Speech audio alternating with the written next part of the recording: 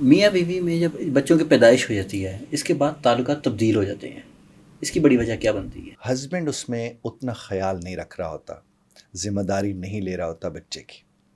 اب وہ خاتون نے جہاں اور بہت سے کام کرنے، وہاں ایک ایکسٹرا آرڈنری ذمہ داری اس کے اوپر آ گئی ہے بچے کی صورت میں۔ اب بچہ تو ظاہر ایک انسان ہے، وہ رات کو اٹھ کے بیٹھے گا، اور جب وہ رات کو اس وقت اٹھ کے بیٹھے گا تو وہی عورت اس کے ساتھ جاگتی ہے جو کہ ہسبینڈ نے تو سویرے کام پہ جانا ہے، وہ ظاہر دن کو پھر گھوم رہی ہوتی ہے، اس کو سمجھ کچھ نہیں آ رہا ہوتا۔ پھر بچے کے ٹائمنگ اتنے عجیب عجیب ہوتے ہیں جو کوئی پتہ نہیں کب سو رہا ہے، کب اٹھ رہا ہے، کب جاگ رہا ہے۔ تو وہ تمام تر معاملات کو وہ عورت دیکھ رہی ہے جس نے پہلے جیسے اس کا کوئی تجربہ نہیں تھا۔ تو جب وہ اس چیز سے دیکھ رہی ہے تو وہ فرسٹریٹ ہوتی ہے، وہ اریٹیٹ ہوتی ہے، اس وقت اسے سپورٹ چاہیے ہوتی ہے۔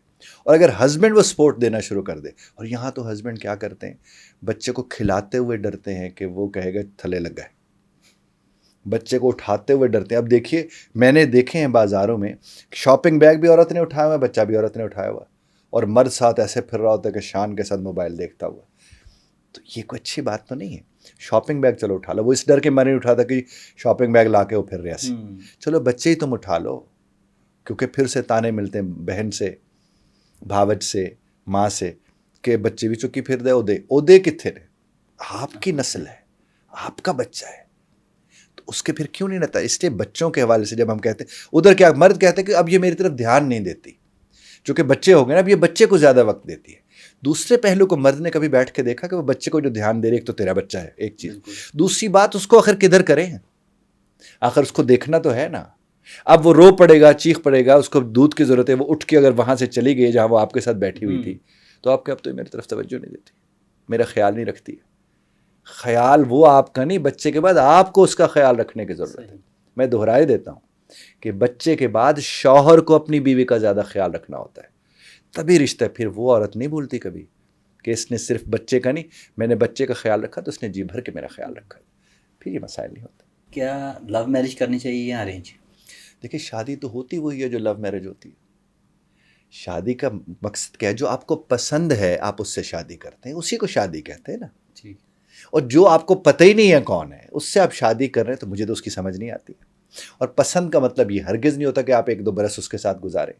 پسند صرف شکل کو کیا جاتا ہے، باقی جو کیریکٹر ہے وہ تو ساتھ گزارتے ہیں تو پتہ چلتا ہے، وہ کسی کا پتہ نہیں چلتا۔ آپ نے جس کو پسند کیا، آپ کو ایک شکل پسند آ گئی، بس آپ نے اس کے ساتھ شادی کرنی ہے۔ اور جب آپ اس کے ساتھ شادی کرتے ہیں، اس کے بعد اندازہ ہوگا کہ اس کے اندر کیا بلائیں نکل کر آ رہی ہیں، یا وہ کتنی اچھی ہے یا وہ کتنی بری۔ اس طرح مرد بھی کتنا اچھا یا برا ہے۔ تو شادی میں جو پسندیدگی ہوتی ہے، میں تو اس کو پسند اس سطح میں دیکھتا ہوں۔ آپ نے دیکھا، آپ کہتے ہیں خاندان دیکھنا چاہیے، وہ جتنا دیکھ سکتے ہیں اتنا دیکھیں۔ وہ تو پنڈ تھا میں ہوتا تھا پہلے، تو پتہ ہوتا تھا یہ خاندان ہمارے سامنے پلا بڑھا ہے۔ اب شہر میں جب آپ کے پاس ایپس ہیں، چیزیں ہیں، اس میں کیا پتہ کون پیچھے کیسا ہے، کوئی نہیں پتہ چلتا۔ اور ویسے بھی شادی کرنے کے بعد جا کر اندازہ ہوتا ہے کہ لوگ کیسے ہیں۔ شادی سے پہلے تو سارے اچھے ہوتے ہیں، بالکل۔ یہاں تک کہ گھروں کے اندر آپ نے دیکھا ہوگا سیٹ لگتے ہیں جب وہ رشتہ دیکھنے آ رہے ہوتے ہیں۔